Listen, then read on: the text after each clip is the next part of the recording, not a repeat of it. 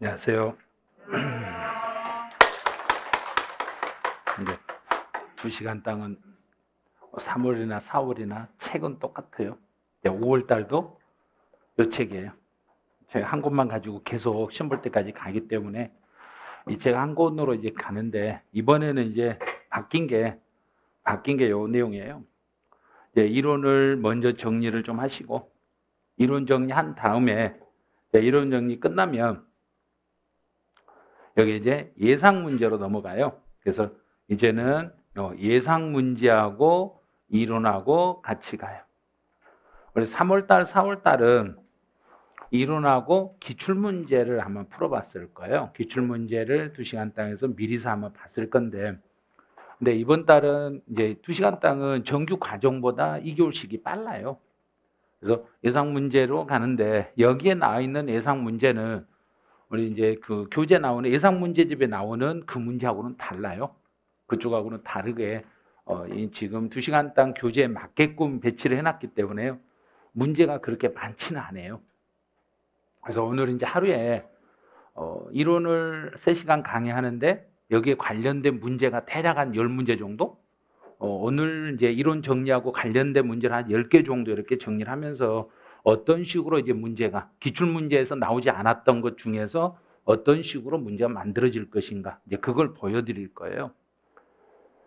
이제 교재는 바로 이제 순서대로 쭉 이제 순서대로 바로 나오면 돼. 14페이지부터 진행을 하시면 돼요.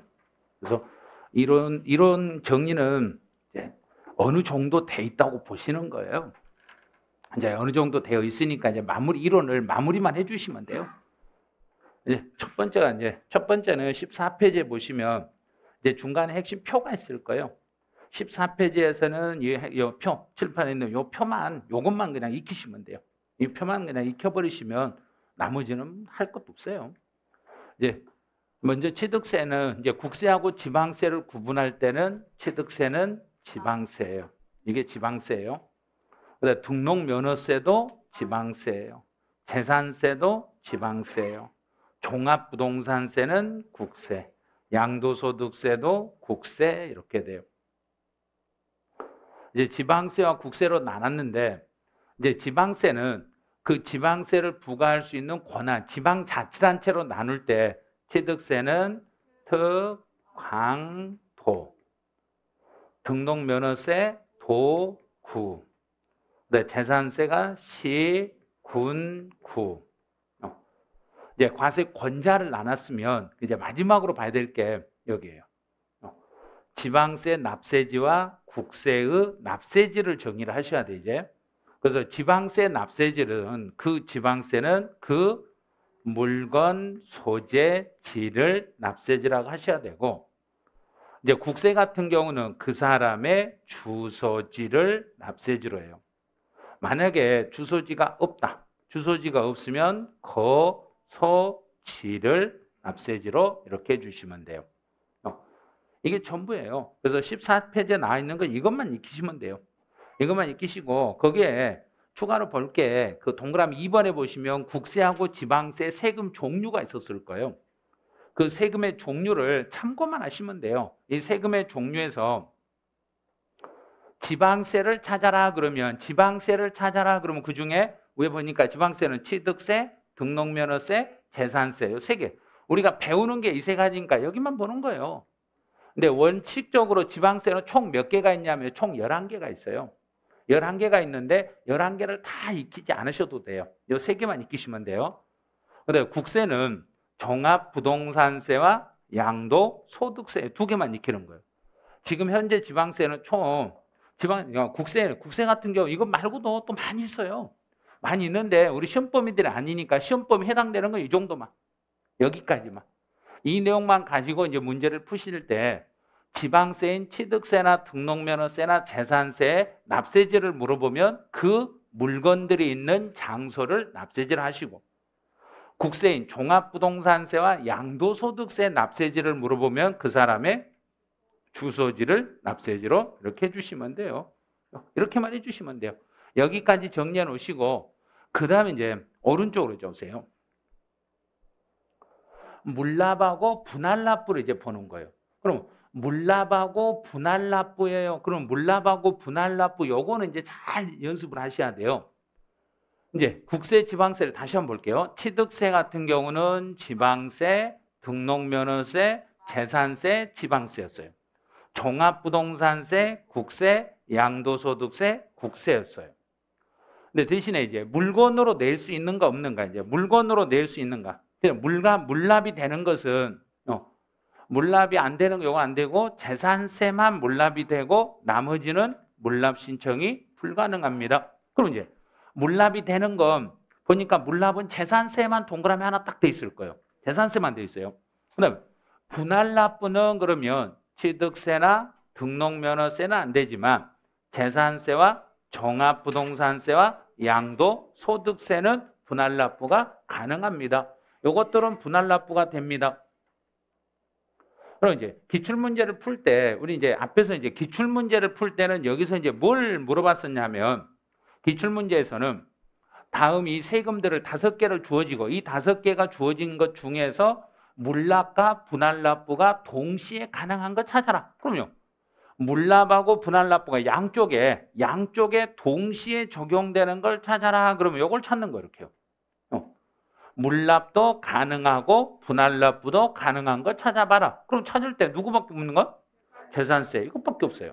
그런데 이제 문제 물어볼 때 물납도 되고 분할납부도 되고 이렇게 두 개를 동시에 물어볼 일이 이제 없어요. 한 번 이렇게 내버리면 그러면 이제 그 다음에 이제 문제를 낼 때 어떤 식으로 내냐면 그러면 물납을 할 때 재산세 중에 혹시 재산세 중에 도시분 재산세가 있는데 이 도시분 재산세는 물납이 가능해요 하고 물어봤어요. 그랬더니 널 질문 얼른 가봤지. 그 양가로 6번에 동그라미 2번에 첫 줄 중간을 보세요. 재산세라고 명칭이 나오고 재산세 뒤에 누구를 포함한다 되어 있는 것? 도시분 재산세를 포함한다. 그러면요.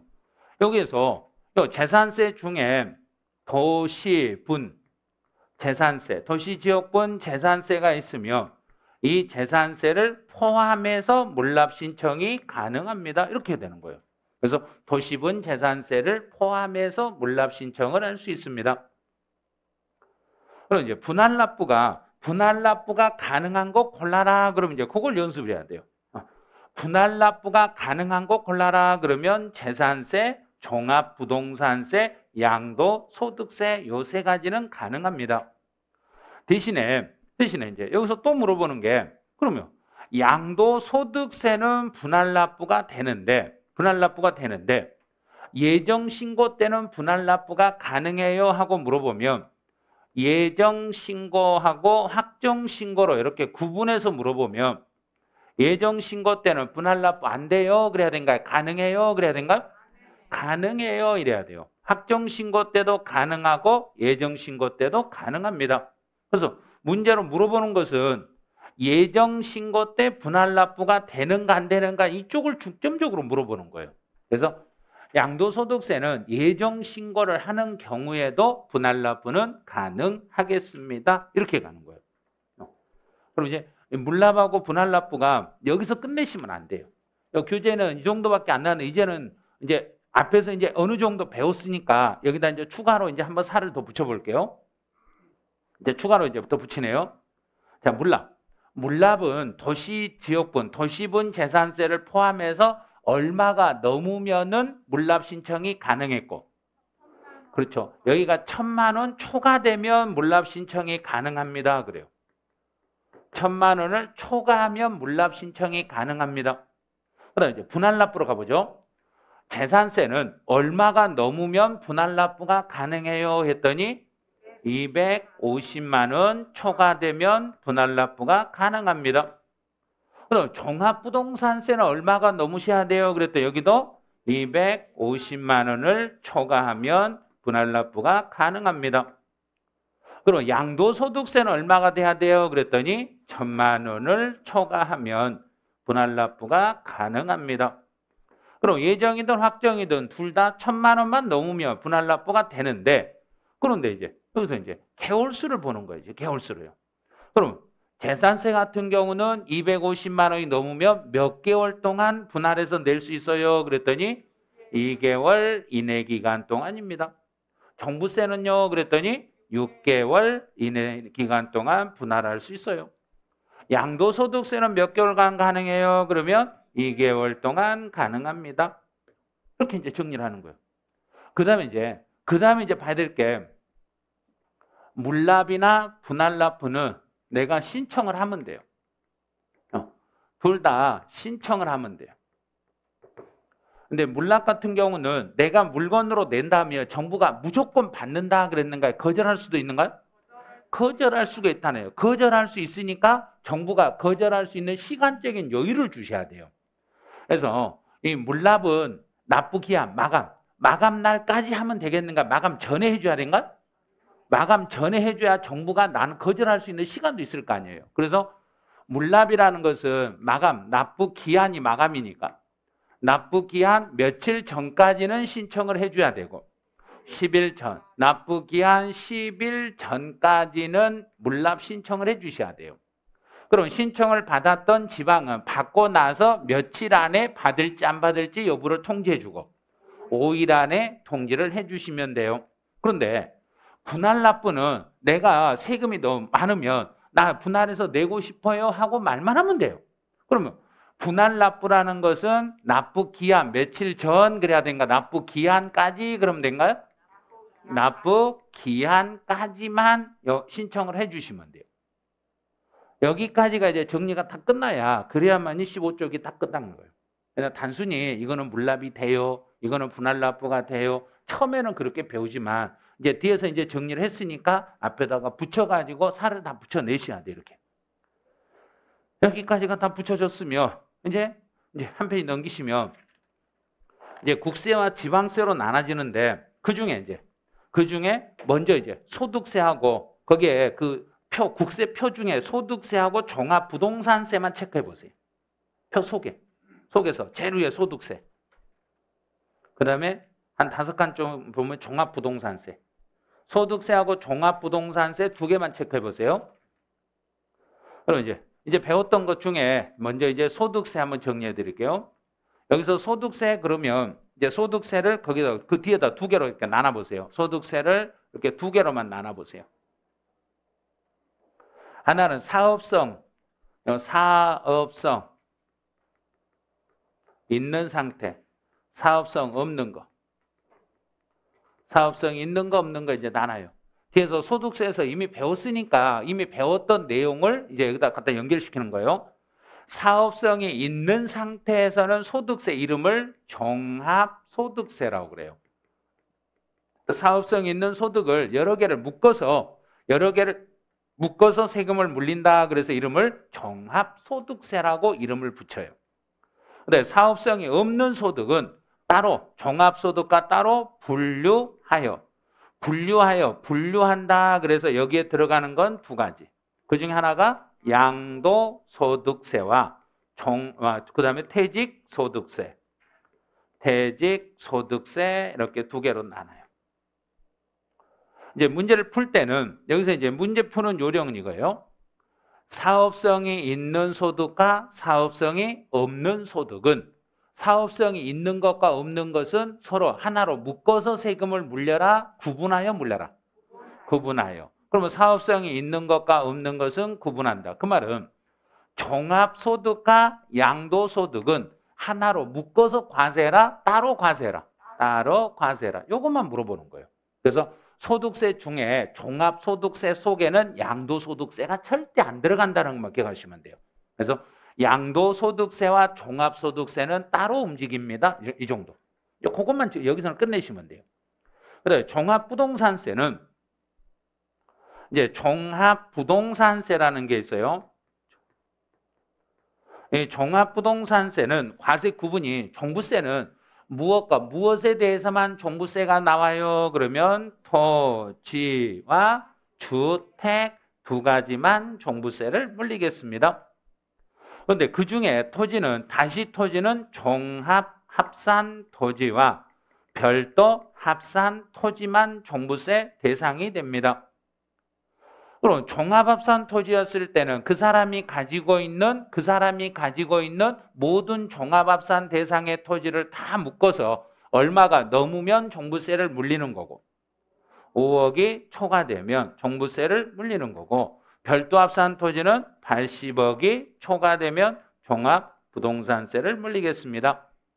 주택인 경우에는 6억을 초과하면 종합부동산세를 물리는데 단 법인은 제외합니다. 법인은 빼고 법인은 제외하고 6억 초과입니다. 이제 종부세는 이 정도만 하면 돼요. 뒤에서 배웠던 걸 이제 끌어들이는 거예요. 이제 종합부동산세는 종합합산토지, 별도합산토지, 주택이 납세의무자인데 그 중에서도 종합은 5억이 초과되면 종합산토지는 납세의무가 있고 별도합산토지는 80억 초과. 일반 주택인 경우는 6억을 초과합니다. 단 법인들이 주택을 가지고 있을 때는 올해부터 법이 개정이 돼서 금액에 상관없이 6억을 초과하는 게 아니라 금액 상관없이 법인들은 종부세 대상자가 됩니다. 그런 거예요. 그럼 이제 1번 그 네모 박스에 있는 표를 이제 더 이상 안 보셔도 돼요. 이 정도만 하면 돼요. 그 다음에 이제 지방세로 이제 가볼게요. 그러면 지방세는 밑에 표가 중요한 게 아니라 오른쪽에 있는 핵심 내용 그 표가 중요해요. 오른쪽 페이지죠. 오른쪽 페이지 제일 위쪽으로 가보세요. 가장 위에 보시면 이 표가 있을 거예요. 그래서 지방세를 구분할 때는 이제 요 지방세를 구분할 때는 특별시, 광역시, 구, 도, 시군으로 나누는데 지방세 중에 취득세라는 지방세를 볼게요. 취득세라는 지방세는 특광도. 특광도예요. 그러면 특별시장, 광역시장이 가져가는데 구청장은 가져갈 수가 없더란 이야기예요. 또 도지사가 가져가면 시장, 군수는 가져갈 수가 없습니다. 그래서 특별시, 광역시, 도세입니다. 두 번째로 등록면허세네요. 등록면허세라는 세금이 나오면 이 등록면허세는 도, 구. 그럼 구청장이 이미 등록면허세를 가져갔으니까 특별시장, 광역시장은 못 가져갑니다. 또 도지사가 이미 가져갔으니까 시장, 군수는 가져갈 수가 없습니다. 그 다음에 재산세 이제. 재산세는 그랬어요. 재산세는 그러면 시, 군, 구. 그럼 구청장이 이미 재산세를 가져갔으니까 특별시장, 광역시장은 안 됩니다. 시장, 군수가 가져가 버렸으니까 도지사는 안 되겠습니다.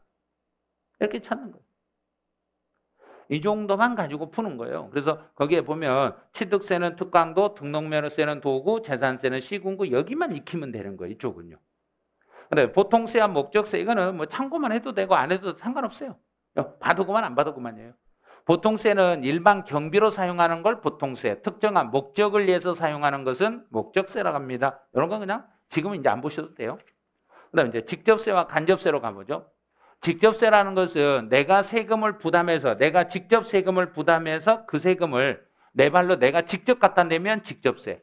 내가 세금을 부담해서 다른 사람을 통해서 내면 간접세. 그럼 직접세, 간접세는 협력이 아니에요. 그럼 너 그냥 넘어가는 거예요, 이제. 이제 인세와 물세, 여기는 조심해야 돼요.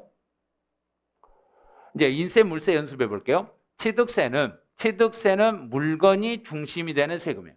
그럼 인세와 물세 단어를 먼저 생각해요. 인세는 사람이 중심이 되는 세금이고 물세는 물건이 중심이 되는 세금이에요. 그래서 취득세는 물건이 중심이 되는 세금. 등록면허세도 물건이 중심이 되는 세금입니다. 근데 재산세는 토지는 인세의 형태로 되어 있고 토지를 제외한 나머지. 그럼 4개가 있어요.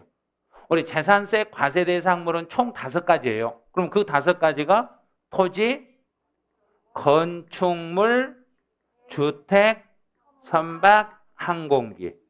그럼 건축물이나 주택을 가지고 있을 때는 요거는 물세의 형태로 계산하고 토지는 인세의 형태로 계산됩니다. 세금 계산 방식이 달라요. 네, 종합부동산세는 그 사람이 가진 토지를 다 합쳐서 그 사람이 가진 집을 합쳐서 합산과세 인세입니다. 양도소득세도 그 사람이 1년 동안 벌어들인 소득을 이제 종합부동산세와 양도소득세는 사람이 중심이 되는 거고 취득세와 등록면허세는 물건이 중심이 됐고 재산세는 토지는 사람이 중심이고 토지를 제외한 나머지는 물건이 중심이었습니다. 이 인세, 물세를 먼저 구분을 좀 해주셔야 돼요. 그러면 여기서 구분할 때 가장 혼동되는 게 이 부분이에요. 그럼 시험 문제도 여기를 2주로 출제하는 거예요. 자, 그럼 이제 이걸 어떤 식으로 내냐면 재산세에서 주택은 그 사람이 집을 여러 개 집을 가지고 있으면 그 집을 다 더해서 재산세가 부과된다. 따로따로 부과된다. 따로따로. 물세니까. 그러면 인세하고 물세는 인세의 개념은 합산해서 계산합니다. 합산 과세되는 거고 물세는 개별 과세가 원칙입니다. 그래서 계속 한 3년 동안 계속 냈던 게 주택을 가지고 냈어요. 한 사람이 주택을 2개를 가지고 있으면 2개를 더해서 재산세가 계산된다. 따로따로 계산된다. 따로따로. 여기서 따로따로란 말을 쓰지 않고 뭐라고 쓰냐면 주택별로 과세한다. 이렇게 쓰는 거예요. 그래서 주택별로 과세한다 해서 이렇게 쓰는데 만약에 그러면 하나의 주택에 대해서 예를 들어 볼게요. 여기서 A라는 주택이 있어요. A라는 주택이 있는데 이 A라는 주택에 대해서 갑이라는 사람이 50%를 소유하고 있고 을이라는 사람이 50%를 소유하고 있으면 이 주택에 대한 재산세를 계산할 때는 50%씩 쪼개가지고 계산해라. 전체로 계산해라. 자, 쪼개서 계산한다. 전체로 계산한다. 자, 주택은 사람이 중심이다. 물건이 중심이다. 물건이니까 사람으로 쪼갠다. 안 쪼갠다. 이 개념을 알면 분명히 풀 수 있는데 이걸 무작정 외우려고 보면 도저히 풀 수가 없는 거예요. 주택은 물세라고 했잖아요. 물건이 중심이니까 이게 중심이니까 사람이 중심이 아니란 이야기예요. 그럼 쪼갤 필요가 없이 이렇게 되더라도 주택별로 계산하겠습니다. 이렇게 되는 거예요. 주택별로 과세한다는 이야기는 쪼개서 계산해라. 전체로 계산해라. 전체로 계산해가지고 나온 세금을 지분 비율로 나눠주는 거예요. 전체로 계산해가지고 총 세금을 계산했으면 이 총 세액을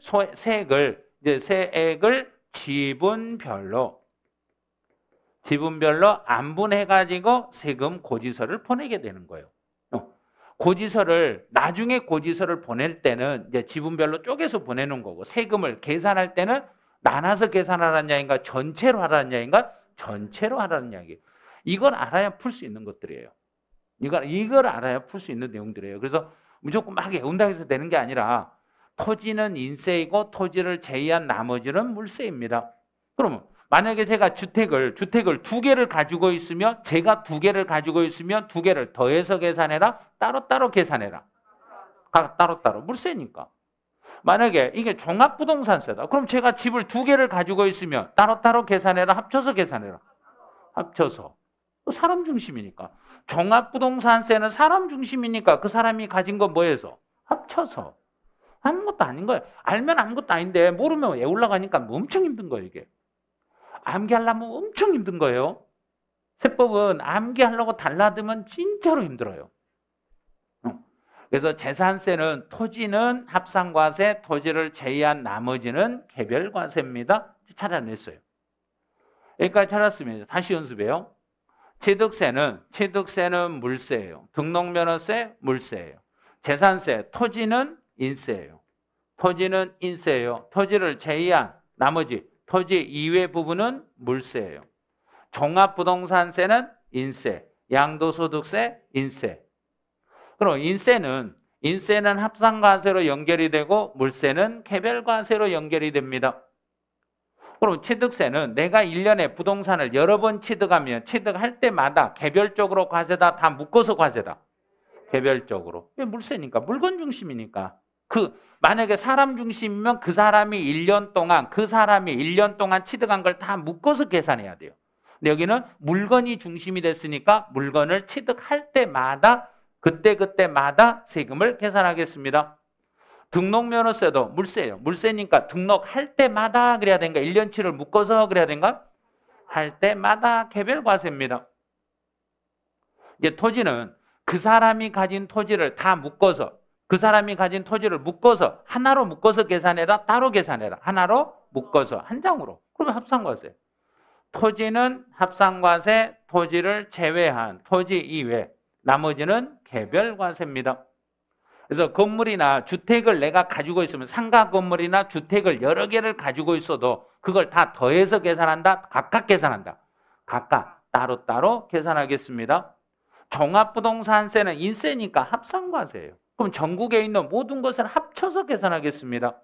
근데 합칠 때 종합합산 토지는 다 합쳐서 얼마가 넘어야만 세금을 물리는 거고 5억을 초과하면 세금을 물리는 거고 별도 합산 토지였을 때는 80억을 초과하면 물리는 거고 개인이 주택을 가지고 있을 때는 얼마를 초과하면 물리는 거고 6억을 초과하면 물리겠습니다. 그 다음에 양도소득세는 인세, 사람이에요. 그 사람이 양도한 걸 합치겠습니다. 그러면 여기서 합산할 때는 언제부터 언제까지 양도한 걸 합치냐면요. 우리는 개인적으로 1년을 기준으로 하니까 매년 1월 1일부터 12월 31일까지 1년치를 전부 묶어가지고 1년치를 전부 묶어가지고 몇 장의 고지서를 만들고 한 장으로. 그럼 1년치를 다 묶어서 한 장으로 만들려면 다음 년 또 몇 월 달에 신고하면 되겠는가? 5월 달에 신고해서 전체를 묶어서 이렇게 신고하시면 되는 거예요. 그래서 인세하고 물세가 합산과세하고 개별과세 이렇게 연결되어 있는 걸 여기서는 주의할 게 재산세 위주로 공부는 재산세 위주로 이렇게 정리를 하셔야 돼요. 여기가 가장 헷갈리니까. 그럼 이제 인세, 물세까지 다 잡아냈어요. 다 잡아냈어요. 그 다음에 이제 종가세와 종양세가 나오는데 이건 그리 중요하진 않아요. 가격을 중심으로 하는 걸 종가세라 하고 수량을 중심으로 하는 걸 종양세라고 그래요. 그럼 종양세만 보는 거예요. 다른 건 하나도 안 봐도 돼요. 종양세를 취할 수 있는 것, 이제 수량을 기준으로 할 수 있는 것은 등록 면허세만 있고 나머지에는 이런 게 없습니다. 등록 면허세 여기만 공부하는 거예요. 등록 면허세. 그 중에서도 종양세를 취할 수 있는 것이 말소 등기와 지목 변경 등기. 말소 등기나 지목 변경 등기 두 개만 보면 돼요. 그래서 종양세를 취하는 게 등록 면허세 있는데 거기다가 메모를 하시면 돼요. 등록 면허세에서 종량세를 취할 수 있는 것은 무엇과 무엇 두 가지란 이야기인가? 말소 등기와 지목 변경 등기. 그러면 말소 한 번 할 때나 지목 변경 한 번 할 때마다 한 번 할 때 일건당 얼마씩 물리면 되고 6,000원씩 물리시면 됩니다. 그럼 다 끝난 거예요. 이제 종량세는 이제 더 이상 안 받아도 돼요. 그다음에 독립세와 부가세가 있는데 그럼 여기서는 부가세만 익히면 되겠죠. 이제 자, 부가세는 제일 먼저요. 가로에 있는 거 이거 들어가는 것부터 익혀 주시라고 그랬어요. 그럼 여기 익혀 놓고 그 다음에 할 일을 생각하는 거예요. 이제 취득세에 따라다니는 세금은 농어촌 특별세라는 세금이 따라갑니다. 취득세는 또 하나가 지방교육세가 따라갑니다. 재산세에 따라가는 것은 지방교육세가 따라붙겠습니다. 재산세에 따라붙는 것은 지방교육세가 따라갑니다. 네, 종합부동산세에 따라붙는 것은 농어촌 특별세가 따라붙습니다. 그래요. 네, 여기까지 다 정리가 완전히 끝났다. 그러면 그 다음에 가서 취득세, 농특세 10%가 따라갑니다. 취득세, 농특세는 10%입니다. 그럼 농특세 10% 이걸 뺀 나머지 지방교육세나 농어촌, 그러면 취득세, 지방교육세나 나머지요. 취득세, 농특세만 10%고 나머지들은 모두 몇 프로씩 따라가면 되니까 20%씩 따라갑니다. 모두 20%입니다. 그러니까 이 부가세는 먼저 어떤 세금에 따라가는데 누가 따라붙는가를 먼저 익히셔야 돼요. 어떤 게 따라가는가? 따라가는 것들만 익혀주시면 돼요. 그럼 이제 여기하고 관련된 문제가 혹시라도 문제가 있냐? 그럼 여기까지 예상 문제 한 문제도 없어요. 여기까지는 예상 문제가 나올 수가 없어요. 왜냐하면 이쪽 문제는 물납하고 분할납부가 재산세나 각 세금에서 나오니까 이쪽은 그런 문제를 만들어 놓지는 않아요. 그럼 이제는 용어 정리로 가봐요. 그럼 조세 용어 정리에서는 표준세율이 먼저 나왔네. 그럼 표준세율이에요 그랬어요. 그럼 표준이에요 말은 여기서 표준이란 이야기는 이 세율 자체가 법에서 정해진 세율이 있는데 이 세율보다 플러스 마이너스 50%. 그러면 50%만큼 올릴 수도 있고 50%만큼 낮출 수도 있고 더 받을 수도 있고 적게 받을 수도 있고 그러면 그 지역 사정에 따라서 이 세율이 법에서 정한 세율을 이 세율을 그대로 따라가겠다는 이야기인가 따르지 않을 수 있는 세율인가? 그렇죠. 그게 표준 세율이라는 이야기예요. 따르지 않을 수 있는데 몇 프로 범위 내에서 따르지 않을 것인가? 이게 표준 세율이라는 이야기예요. 그래서 이제 두 번째 끝에 보시면 이에 따르지 아니할 수 있는 세율을 말합니다. 법에서 정해진 세율이 있지만 이에 따르지 않을 수 있는 세율. 그러면 몇 프로씩 따르지 않아요? 하고 밑에 표를 보는 거예요. 봤더니 취득세나 등록면허세나 재산세는 모두 다 몇 프로 범위 내에서 따르지 않는다. 50% 범위 내에서 따르지 않겠습니다. 이게 기출문제 풀 때 여기도 한번 시험에 나왔었고 여기도 나왔다는 걸 봤을 거예요. 등록면허세는 60% 범위 내에서 가감할 수 있습니다. 틀려버렸네. 50%인데 60이라고 시험에 냈던 거예요. 작년에. 그 다음 또 재산세는 50% 범위 내에서 가감할 수 있는데 한 번 가감하면 3년 동안 연속으로 적용합니다. 안 되죠. 그러면 거기서 중요한 게 50% 범위 내에서 가감하되 재산세는 가로에 어디에 한정을 했는가? 그걸 체크하시는 거예요. 해당 연도에 한정이 되어 있습니다. 그러면 이번 연도에 25%를 깎아줬다. 올해 25%를 깎아주면 내년에는 몇 프로 깎아주겠는가? 그런 거 몰라요. 내년에 사정 봐야 돼요. 올해만 해당 연도에 한정을 하겠습니다. 이렇게. 해당 연도에 한해서만 적용한다는 이야기. 이 말은 올해 사정이 이번 연도에 사정이 안 좋아서 세금을 좀 더 받았어요. 그럼 내년에도 더 받는다는 건 아니에요. 올해만 사정이 안 좋아서 더 받았고 내년에 가봐야 하는 거예요. 그거는. 그래서 1년 매년 예산이 책정이 되니까 그 해당 연도에 한해서만 적용하겠습니다. 이렇게 가는 거예요. 근데 국세는 이런 것들이 없어요. 국세는. 그럼 지방세 문제를 풀 때 혹시 우리가 요 세 개 말고 다른 게 나오더라도 이것 말고 다른 게 나와도 지방세에서 나오면 무조건 몇 프로 범위 내에서 가감해라. 50%라고 해버리시면 돼요. 50% 범위 안에서 올리고 내리고가 가능한 세율을 표준 세율이라고 합니다. 그래요. 이제 표준 세율을 잡아냈어요. 그 다음에 이제 봐야 될 게 납세 의무자하고 납세자예요. 그러면 여기서 작년 시험에 나온 것은 여기가 출제된 거예요. 이게 31회 기출문제. 그럼 이제 여기는 안 낸다는 이야기예요. 그러면 여기를 집중 공략을 하시는 거예요. 납세 의무자하고 납세자의 용어를 이제 먼저 생각할 때 납세 의무자는 자기 것만 자기가 내는 사람을 납세 의무자라고 칭하시고 내 것이든 남의 것이든 모두 내는 사람을 납세자라고 칭하시면 돼요. 그럼 내 것이든 남의 것이든 모두 내는 사람은 납세자. 내 것만 내는 사람은 납세 의무자. 요 개념을 납세 의무자라는 사람하고 이렇게 납세 의무자하고 납세자라는 요 뜻하고 요 뜻 풀이를 요걸 잘 해주셔야 돼요. 그럼 납세 의무자예요 그 말은 납세 의무자예요 그 말은 남의 세금도 내가 전달해주고 있어요 그래야 된가? 내 것만 내가 내야 돼요 그래야 된가? 자기 것만 자기가 내야 돼요. 그럼 납세자예요 그러면 나는요 내 것도 내지만 남의 것도 내가 대신 받아서 내줄 수 있어요. 이렇게 해석을 하셔야 돼요. 그럼 특별징수 의무자 이 사람 이제 보는 거예요. 특별징수 의무자는 돈을 주는 사람이 돈을 주면서 돈 주기 전에 세금을 먼저 띄워놓고 주는 사람 이게 특별징수 의무자예요.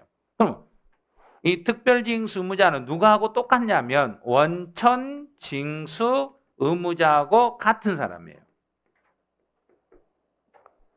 원천징수나 특별징수나 둘이 똑같은 거예요. 그러면 원천징수하고 특별징수를 생각해 보면 원천징수든 특별징수든 둘이 돈 주는 사람인가 돈을 받는 사람이 되는가? 돈을 주는 사람.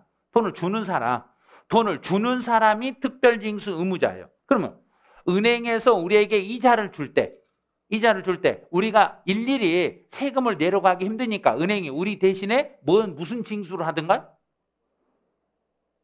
은행에다 돈 예금하면 돈 이자 주면 원천징수해요 그거. 예, 그러나 뭐 뛴다고 느끼세요. 그거 잘 모르겠다고 하면 제가 복권을 사서 로또 복권을 사가지고 당첨되면 은행이 나한테 돈 줄 때 세금 먼저 띄어요. 먼저 띄게 돼 있어요 그거. 한번 사보세요. 당첨이 되면 띄어요. 안 되면 안 띄어요. 되면. 예. 그래서 예전에 제가 한번 된 적이 있어가지고 원천징수를 제가 당한 적이 있어요. 27만 원인가 돼봐가지고 진짜 많이 됐어요. 예. 그런데 은행에 가서 딱 있는데 그때 은행에서 그 원천징수를 하면 5만 원이 넘은 액수만 원천징수를 하거든요. 안 그런 사람은 그냥 돈 내주는데 저는 원천징수까지 탁 해갖고 영수증까지 주면서 돈을 내주는 거예요. 그러니까 목에 탁 힘주고 그때 옆에 사람은 몇백만 원 가져가더라고요. 야, 참 그런 거 보고. 근데 그 연습 삼아서 이제 같은 이제 직원들끼리 우리 이번에 한번 누가 제일 많이 맞추는가 한번 개수 한번 찍어보자. 찍었는데 우연히 그렇게 4개인가 맞는 것 같아요. 근데 숫자를 어떻게 했냐면 그 전에 나왔던 번호를 2개, 2회차, 1주차, 2회차 2개를 제가 분석을 해가지고 그 중에서 뭘 선택했냐면 그 중에서 안 되는 번호들만 찍었어요. 그러니까 나중에는 그게 되는 거예요. 네, 머리를 쓴 거죠. 되는 걸 찍는 게 아니라 보면 번호가 나오면 찍으려죠. 그 번호 있는 거. 그 번호 전체 중에 보면은 여러 개가 막 중복된 거 있잖아요. 중복된 게 있는데 그 번호는 싹 떼고 그 번호에 없는 번호만 몇 개를 골라서 넣어봤어요. 그때 그게 된 거예요. 아, 그래야 되겠더라고요. 그래서 남이 로또를 사면 번호 좀 알려주라 해서 그거 다 빼고 나머지만 찍어보세요. 그러면 될 거예요. 어차피 우리 로또 사면 우리 되든가 안 되든가 잘 안 되잖아요. 그러니까 내가 샀던 건 안 되니까 내 것은 빼고 나머지 번호를 찍으라고 다른 사람한테 주는 거예요. 그럼 그 사람하고 반띵하는 거예요. 네. 그 원천징수라는 게 그거예요. 원천징수는 상대방이 나에게 돈을 줄 때 내가 세금을 내야 되는데 내 대신 미리서 돈을 띄어버리는 거 원천징수라고. 미리서 띄는 거. 그럼 미리서 띄었으니까 원천징수 의무자는 돈을 받는 사람이 되는가 주는 사람이 되는가? 주는 사람이 먼저 띄는 거예요. 그러면 자기 돈을 자기가 낼 세금을 띄었는가 다른 사람이 낼 세금을 띄었는가? 그렇죠. 남이 내야 될 세금을 띈 거예요. 그걸 생각하는 거예요. 그러면 납세 의무자는 자기 거를 말하는가 내 것, 남의 거 모두를 말하는가? 내 것만. 그러면 이 원천징수 의무자, 특별징수 이 사람들은 자기 걸 자기가 띄었는가 남의 걸 띄었는가? 남의 거요. 자기 거 아니었다는 이야기예요. 요 생각을 먼저 하셔야 돼요. 요게 풀려야 돼요. 그러면 요 지문 해석이 되셔야 돼요. 요게 해석이 되셔야만 푸는거 이게 해석이 안 되면 무조건 막 때려 애우는 거예요. 지문 막 애우는 거예요. 애우다 보면 납세자가 포함이든가 납세 의무자가 포함이든가 막 이제 헷갈리기 시작해요. 요 흐름을 딱 잡아야 되는데 이게 못 잡으시면 그러면 원천징수 의무자나 특별징수 의무자는 둘이 같은 사람인데 돈을 받는 사람이다 주는 사람이다. 주는 사람이니까 자기 세금이다 남의 세금이다. 남의 세금 내 것은 아니었다. 됐죠? 그러면 납세 의무자 속에 납세 의무자 속에는 납세 의무자라고 하면 이 사람 속에는 원천징수 의무자나 특별징수 의무자가 들어간다 못 들어간다? 못 들어간다. 내 것이 아닌 남의 걸 띄었으니까 너는 나한테 들어오면 안 된다 이런 거예요. 그럼 이제 지문 가봐요. 양가로 2번에서 납세 의무자란 그랬어요. 납세 의무자란 하고 딱 읽는 순간 내 것만을 그래야 된가? 내 것 남의 것 모두를 그래야 된가? 그렇죠. 내 것만을 내가 갖다 내는 사람이니까 가로에 특별 징수하여 납부할 의무 이 사람은 자기 걸 내는 사람이다. 남의 걸 받아서 내는 사람이다. 남의 걸 받아서 내는 사람이니까 이 사람은 포함시켜라. 너는 제외시켜라. 제외시켜라. 그런 거예요. 그래서 문제에서는 제외라는 단어를 포함이라고 내놓는 거예요. 거기만 생각하는 거예요. 그 부분만. 그 다음에 이제 납세자. 그럼 앞에가 납세자란 하고 나오면 내 것만 그래야 된가? 내 것 남의 것 모두 그래야 된가? 모두 내는 사람이니까 누구누구는 빠질란다. 누구누구는 뺄란다. 이런 말을 쓴다 못 쓴다? 못 쓴다. 다 납세자하고 들어가는 거예요. 누구든지 납세자 속에 들어가겠습니다. 그럼 두 번째 줄에 특별 징수하여 납부할 의무가 있는 자. 이 사람도 납세자라고 말할 수 있다? 없다? 있다. 있다고 되는 거죠. 그 다음에 이제 특별징수. 그럼 특별징수는 방금 무슨 징수하고 똑같다? 원천징수. 그럼 두 번째 줄 끝에 원천징수와 유사한 개념입니다. 해결했죠? 근데 원천징수라는 것은 돈을 주고 세금을 떼는가? 주기 전에 떼어버린가? 주기 전에. 돈 주기 전에 세금부터 떼어버렸으니까 정부가 징수하기 편하다? 불편하다? 엄청 편하다. 그래서 편의상 일말된 거예요. 그래서 중간에 보시면 첫 줄 중간에 편의상. 편의상이라는 단어 나오잖아요. 그럼 특별징수 나오는 순간 편의사. 이게 작년 시험 문제였거든요. 그다음 오른쪽에 이제 특별징수무자. 특별징수무자 이 사람은 돈을 주는 사람이다, 받는 사람이다. 돈을 주는 사람. 주는 사람이니까 자기가 자기 걸 냈다고 보는가, 남의 걸 받아서 냈다고 보는가? 남의 걸 받아서. 그럼 두 번째 줄만 보면 되죠. 특별징수 의무자는 납세 의무자 속에는 포함이다, 포함하지 않는다. 포함하지 않는다. 납세자 속에는 포함한다. 이렇게 가는 거죠. 이제 6번에 제2차 납세 의무. 그럼 제2차라는 말을 쓰면 제2차라는 것은 본래 세금을 내야 될 사람이 세금을 못 내니까 그 사람을 못하여 내는 사람을 2차라고 하면 되겠는가? 대신, 가름. 똑같은 말이에요. 그런데 시험 볼 때는 대신이란 말 안 써요. 가름하여 이렇게 써요. 가름하여 이렇게 쓰니까 가름이란 단어만 찾아주시면 돼요. 그다음 7번 연대 납세 의무. 연대 책임입니다. 그럼 연대 납세 의무는 이 안에 있는 모두가 똑같은 책임을 져라? 서로 내 것만 내가 책임을 져라? 동일한 책임을 지겠습니다. 그럼 동일한 책임을 지니까 한 장의 고지서가 나오면 그 고지서를 연대 납세 의무자 모두가 똑같이 고지서가 받아야 된가? 내 것만, 내 부분만 받아야 된가? 똑같이. 동일한 말을 썼잖아요. 동일이란 말을 썼으니까 한 장의 고지서가 똑같은 고지서가 모두에게 똑같이 날아가는 거예요. 똑같이 날아가는 거예요. 그게 연대 책임이에요. 그다음에 보증을 쓰는 사람은 누구예요? 그랬더니 보증을 쓰는 사람은 신고를 보증한 자 그랬는가? 신고 납부를 보증한 자 그랬는가?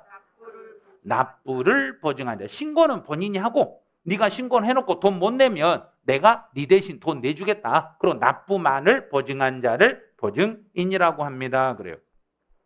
근데 부가라는 것은 세금을 부담시키는 걸 부가라고 징수는 걷어들이는 걸 징수라고 그래요. 크게 중요하진 않아요.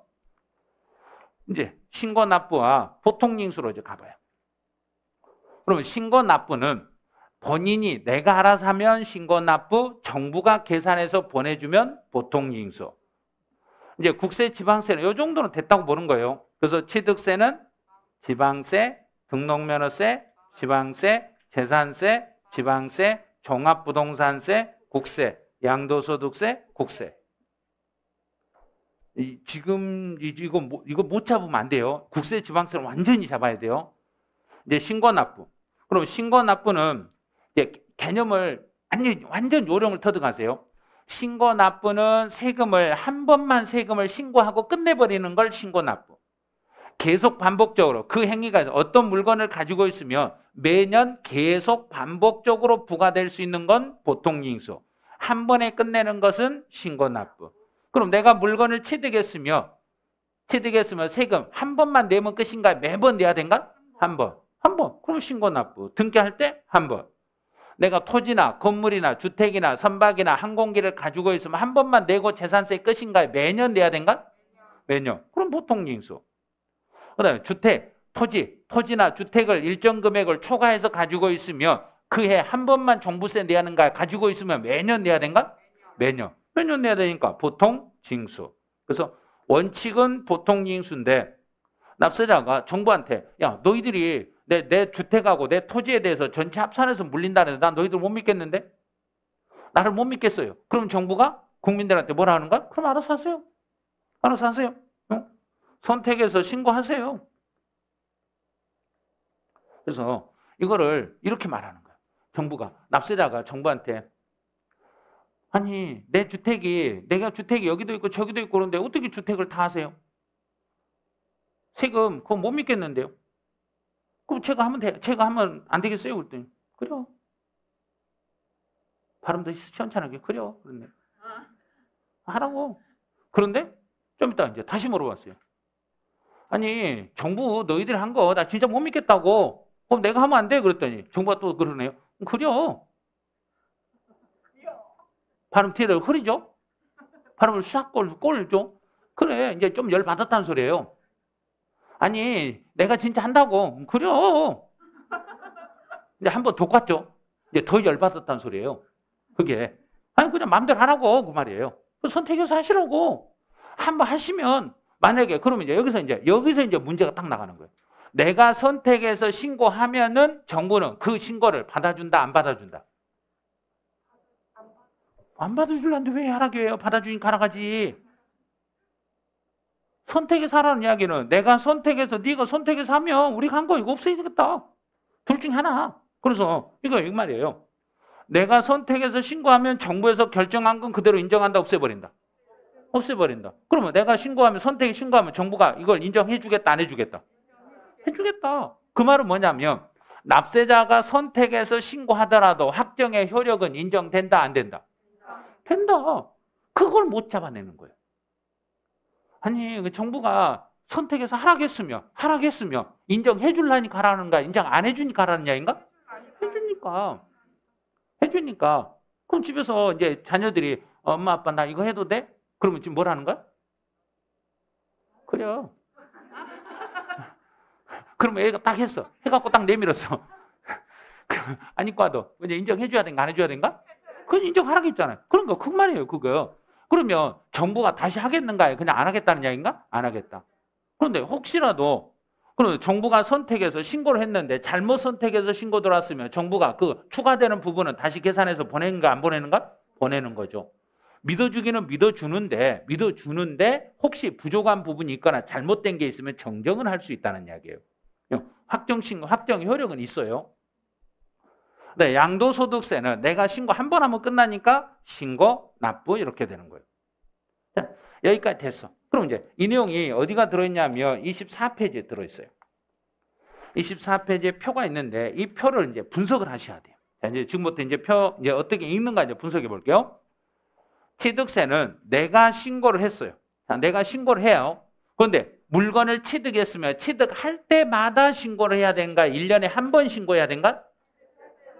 취득할 때마다. 할 때마다예요. 취득할 때마다 신고를 해야 돼요. 할 때마다 해야 되는데 취득일로부터 며칠 안에는 해야 되는데 60일 안에 해야 되는데 신고를 불이행하면 내가 신고를 안 해버리면 추가로 내가 신고 안 하면 추가로 정부가 고지서를 보내겠죠. 고지서를 보내는데 이제 여기서 나오는 게 가산세라는 게 나와요. 내가 신고를 안 해버리면 정부는 추가로 무엇을 포함해서 고지서를 보내버리더란 얘기인가? 가산세를 포함해서 고지서를 보내겠습니다. 이렇게 되는 거예요. 자, 등록면허세도 내가 알아서 하는데 언제까지 등록면허세는 내가 신고를 해야 되는데 등록하기 전까지.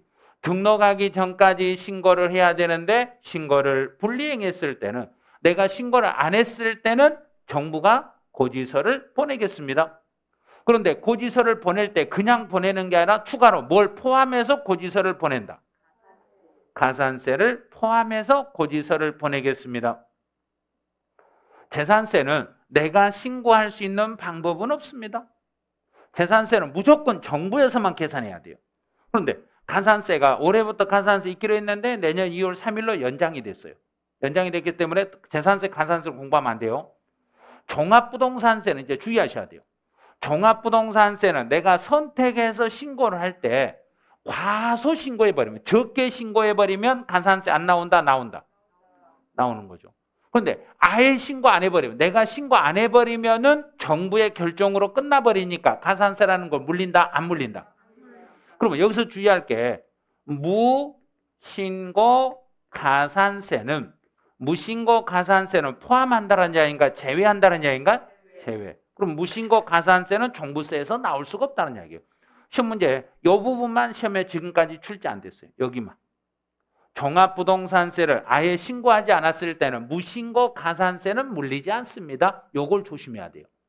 종합부동산세는 무신고 가산세는 물리지 않겠습니다.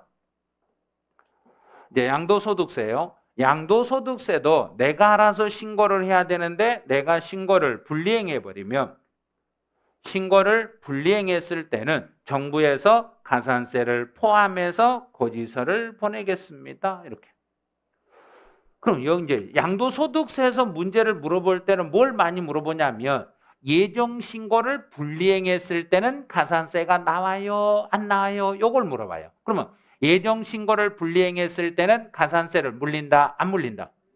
물린다. 왜? 예정신고도 반드시 해야 되니까. 예정신고를 하여야 하니까 만약에 안 했을 때는 가산세를 포함해서 정부가 고지서를 보내가지고 징수할 수 있겠습니다. 이렇게 가는 거예요. 이제 여기까지가 이제 첫 시간 해야 돼요. 여기까지가 이제 기본 내용이에요. 여기까지가 이제 기본 내용이고, 이제 이 틀을 잘 잡으셔야 돼요. 여기까지가 기본 폼을 딱 잡으셔야만이 이제 총칙에서 세금에 대한 흐름을 잡을 수 있는 거예요. 먼저 이렇게 잡아 놓으셔야 돼요. 잡아 놓으시고, 13번에 가산세, 여기서부터는 잠시 쉬었다가 갈 거예요. 왜냐하면 이 기본 폼을 아직 덜 익히신 분들은 요걸 쉬는 시간이라도 요 폼을 꼭 잡으셔야 돼요. 잡아야 그 다음으로 계속 연결할 수 있어요. 여기까지 해주시고 잠시 쉬었다 진행을 하죠.